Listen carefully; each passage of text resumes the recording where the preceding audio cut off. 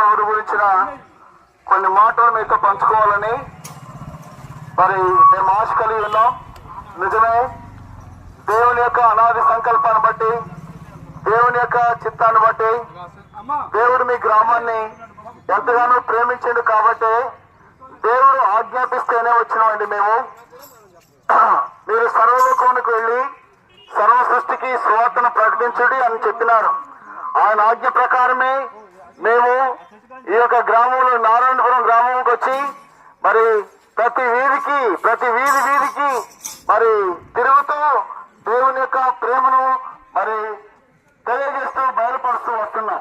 ప్రియమైన వాళ్ళారా, దేవుని యొక్క వాక్యము ఈ విధంగా చెప్తున్నది. మన అతిక్రమ క్రియలు బట్టి యేసుక్రీస్తు ప్రభు గాయపరచబడిన, మన దోషులను బట్టి యేసుక్రీస్తు ప్రభు నలగొట్టబడిన. అవునండి, వాస్తవానికి దేవుని యొక్క వాక్యం చూస్తే పాపము చేయవాడే శిక్ష అనుభవించాలి. ద్రాక్ష కాయలు ఎవరైతే తింటారో వారి పళ్ళే పులిసిపోతాయి, కానీ తండ్రులు ద్రాక్ష కాయలు తింటే పిల్లల పళ్ళు పులిసిపోవు అని పరిశుద్ధ గ్రంథం బైబిల్ చెప్తున్నది. ఎవరి పాపాన్ని బట్టి వాళ్ళకే శిక్ష. అయితే ఇక్కడంతా కూడా ఎట్లుందంటే పాపం ఒకరికి, శిక్ష ఇంకొకరికి. పాపం ఒకరైతే పాపం ఒకరు అనుభవించినారు.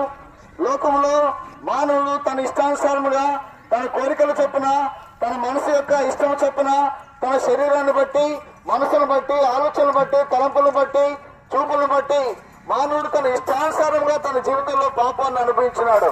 ఎట్లా అనుభవించినాడు అంటే, ఒక వ్యక్తికి, ఒక ఆకలి వేస్తున్న వ్యక్తికి ఎట్లాంటి అన్నం పెట్టినా గాని కడుపు నిండా తినేస్తాడు.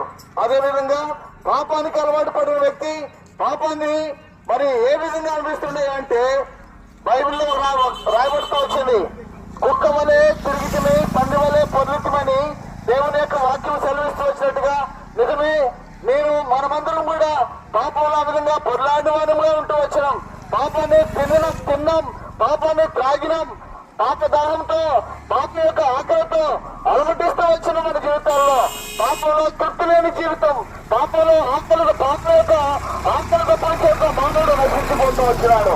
అవును ప్రేమైన వాళ్ళారా, ఇటువంటి పాపాన్ని బట్టి మానవుడు తప్పకుండా శిక్ష అనుభవించాల్సిందే. అయితే దేవుని యొక్క వాక్యాన్ని బట్టి చూస్తే యేసుక్రీస్తు ప్రభువారు ఈ భూలోకానికి రావాల్సిన ఉద్దేశం ఏంటి అంటే పాపులను రక్షిస్తకు క్రీస్తు యేసు ఈ లోకములకు వచ్చిన వాక్యము నమ్మదగినది, పూర్ణాంగీకారంలోకి యోగ్యమై ఉన్నది. అవునండి, యేసుక్రీస్తు ప్రభు పాపులను రక్షించడానికి వచ్చినారు. పాపులు ఎవరు అంటే